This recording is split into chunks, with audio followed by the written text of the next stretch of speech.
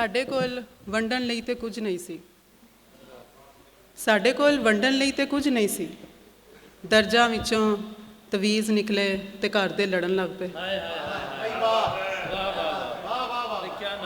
ਦਰਜਾਂ ਵਿੱਚੋਂ ਤਵੀਜ਼ ਨਿਕਲੇ ਤੇ ਘਰ ਦੇ ਲੜਨ ਲੱਗ ਪਏ। ਮੈਂ ਆਪਣੇ ਹਿੱਸੇ ਦੀ ਰੋਟੀ ਮਸੱਲੇ ਹੇਠਾਂ ਲੁਕੋ ਲਈ ਤੇ ਮੈਨੂੰ ਰਕਾਤਾਂ ਹੀ ਭੁੱਲ ਗਈਆਂ। ਵਾਹ ਵਾਹ ਵਾਹ ਵਾਹ ਵਾਹ। ਇੱਕ ਨਜ਼ਮ ਹੈ ਜੀ। ਜੀ ਜ਼ਰੂਰ।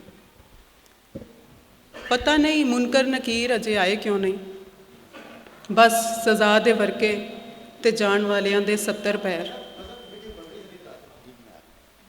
ਪਤਾ ਨਹੀਂ ਮੁਨਕਰ ਨਕੀਰ ਅਜੇ ਆਏ ਕਿਉਂ ਨਹੀਂ, ਬਸ ਸਜ਼ਾ ਦੇ ਵਰਕੇ ਤੇ ਜਾਣ ਵਾਲਿਆਂ ਦੇ 70 ਪੈਰ। ਜਦੋਂ ਤੱਕ ਮਿੱਟੀ ਨਹੀਂ ਪੈ ਜਾਂਦੀ ਮੈਂ ਚੀਕਾਂ ਮਾਰ ਲਵਾਂ। ਹਾਏ ਹਾਏ ਹਾਏ ਵਾਹ ਵਾਹ ਵਾਹ। ਗੁਨਾਸ ਕੀ ਬਾਤ ਹੈ। ਯਾਰ ਫਰੀਦਾ ਇਸਲਾਹ ਨਹੀਂ ਸਲਾਹ ਹੈ। ਕੀ ਬਾਤ ਹੈ, ਕੀ ਬਾਤ। ਯਾਰ ਫਰੀਦਾ ਇਸਲਾਹ ਨਹੀਂ ਸਲਾਹ ਹੈ। ਆਪਾਂ 6ਵੇਂ ਰੁਕਣ ਨੂੰ ਪਹਿਲਾਂ ਨਾ ਕਰ ਲਈਏ।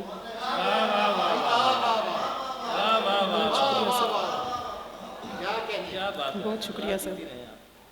ਰੱਬਾ ਮੇਰੇ ਵੱਲ ਆਉਂਦੇ ਗੁਨਾਹ ਤੇ ਆਪਣੀ ਉਮਰ ਵੀ ਨਹੀਂ ਵੇਖਦੇ। ਰੱਬਾ ਮੇਰੇ ਵੱਲ ਆਉਂਦੇ ਗੁਨਾਹ ਤੇ ਆਪਣੀ ਉਮਰ ਵੀ ਨਹੀਂ ਵੇਖਦੇ।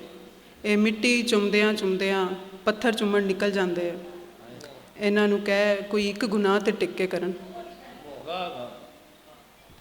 ਬਹੁਤ ਸ਼ੁਕਰੀਆ ਸਰ।